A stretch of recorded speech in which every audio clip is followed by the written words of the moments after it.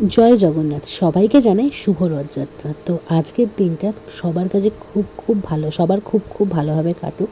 আর আজকের দিনটা তো সবারই কাছে খুবই স্পেশাল একটা দিন, আমার কাছে খুব একটা স্পেশাল দিন।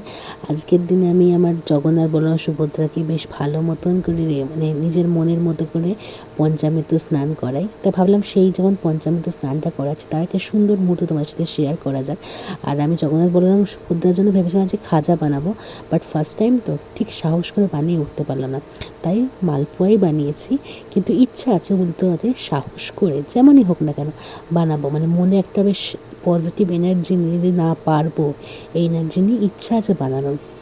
আর আজকের দিনটা তো খুবই শুভ। তো আজকের দিনটা আমি কোনো শুভ কাজ করার সবসময় চেষ্টা করি আর দিনটাকে খুব ভালোভাবে কাটাই। তো আজকেও কিন্তু আমরা খুব ভালোভাবে দিনটা কাটিয়েছিলাম। আর জগন্নাথ মানে রথযাত্রার স্পেশাল পাঁপড় কিন্তু খেয়েছিলাম। তোমরা কারা কারা যখন রথযাত্রার স্পেশাল খাবারগুলো খেয়েছিলে জানিও কিন্তু।